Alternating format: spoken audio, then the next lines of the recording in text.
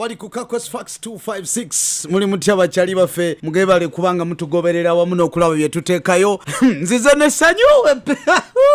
olunaku lwa manifesto lwa leero naye nga temwerabira nti abateekamu ssente be ba higher level tour and travel agents olumu nti nkyamukirira nembeerabira naye nga banywanyi baffe abatutegeeza nti nga 19 December tugenda Jinja nze bampadde dakadi yange oba giyite tiketi ne hoteli wengenda okusula naye temumumbuuza naye nga nze ngenda nawe sasula oba si kyo bookinga nabo osobola okulaba ng'okwatagana nabo. Kakos Fax 256 twafunye Facebook page yaffe lwekyo gendayo tujja kubanga tukuwa biki ebyo bye tujja okubanga twauploadinga ku YouTube channel yaffe. N'olwekyo oli waddembe okugenda ku Facebook n'olaba ebyo bye tuli mu kukolako bye tujja okubanga tuteekayo ku YouTube channel yaffe n'oba ng'ogoberera bulungi nnyo buli kimu kye tubanga tuteekayo. Aba higher level tour and travel agency bakutegeeza nti kozesa ennamba ya WhatsApp eno eri 0788751514 omanye ku trip y'ejjinja gye tugenda okulambula n'olubiri lw'e Busoga ndowooza okitegedde. Olunaku olwaleero lwe lwalambikibwa era nga lwalangirirwa nga Kyagulanyi Ssentamu lwagenda okulonkinga manifesto ye ekibadde Mbarara bannange kibadde kikambwe nnyo abali entungamu n'abo abantu beeyo mwenna mwebala okwaniriza Bobi wine bannange mwana watu wada uli watu kamulika trading center kama wanika abatuzi b'amatooke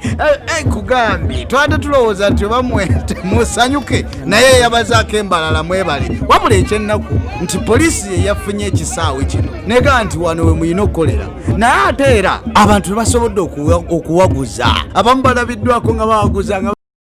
gira ese y'omwoyo okwakira Robert Kyagulanyi Ssentamu hamwe n'abebembezi ba NUP na n'omukolo ogwo tuteeka mu mikono yawe webale omuzeeyi Yesu Kristo wasaba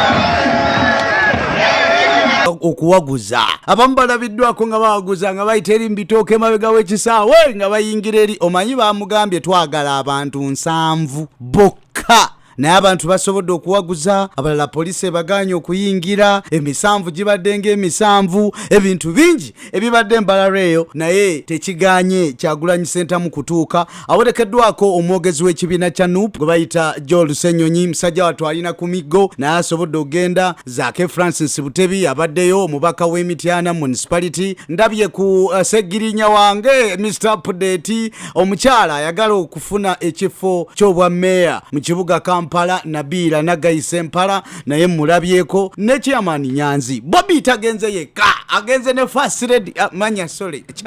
rachileka checho agenze ne Babi Itungo mchala we nasobola okulaba nga agenda abantu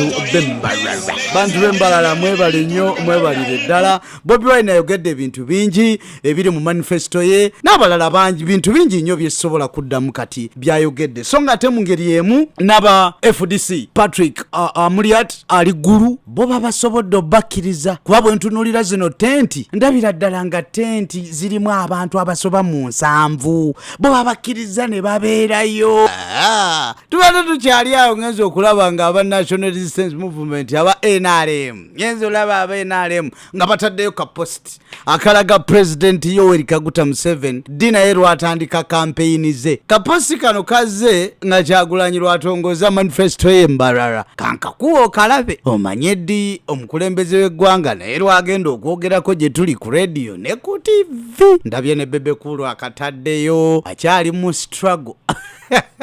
mweraba nze Kakos tujja kuddingana olulala nja kubaddiza speech ez'enjawulo ezibadde ku manifesto ya Kyagulanyi Ssentamu ayogedde atya kibyayogedde speech nja zireeta n'ey'omwogezi wa ekibiina kya NUP biki byayogedde nja kuba nkuleetera speech ate nga zokka n'ebyo byonna ebibaddewo ne polisi byekoze Mukama akume tujja kuddingana olundi.